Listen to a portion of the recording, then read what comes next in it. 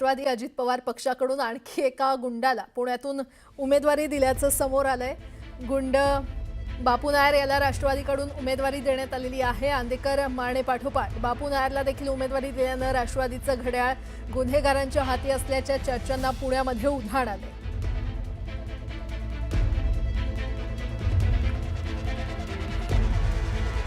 आणि या संदर्भात अधिक माहिती देत आहेत आमचे प्रतिनिधी वैभव सोनावणे आपल्यासोबत जोडले गेलेले आहेत।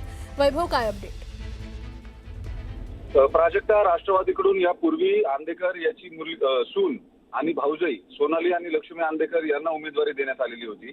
त्याचबरोबर गजा मारणे याची पत्नी माजी नगरसेविका जी जयश्री मारणे तिला उमेदवारी दिली गेली आहे। त्यामुळे आश्चर्य व्यक्त केलं जात होतं। हे गुन्हेगारांच्या कुटुंबातले उमेदवार होते इथपर्यंत ठीक होतं, मात्र आता थेट बापू नायर जो मोकामधला आरोपी आहे, ज्याच्यावरती अत्यंत गंभीर गुन्हे आहेत, खून खंडणीसारखे गुन्हे आहेत, अशा गुन्हेगारालाच राष्ट्रवादी अजित पवार पक्षानं तिकीट दिलेलं आहे। त्याच्यामुळे राष्ट्रवादीच्या उमेदवार निवडीच्या निकषांमध्ये नेमके काय पॅरामीटर्स होते असा प्रश्न विचारला जातोय। इतक्या उघडपणे गुन्हेगारांना जर पाठिंबा द्यायचा असेल तर अजित पवारांच्या राष्ट्रवादीला नेमकं काय साध्य करायचंय या निवडणुकीतून असा प्रश्न उपस्थित होतो।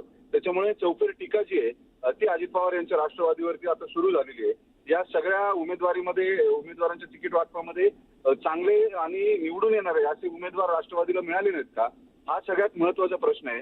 गुन्हेगारांना अशा पद्धतीनं एस्टॅब्लिशमेंट देणं किंवा पाठबळ देणं हे कितपत योग्य आहे असा प्रश्न सर्वसामान्य नागरिकांकडून विचारला जातो।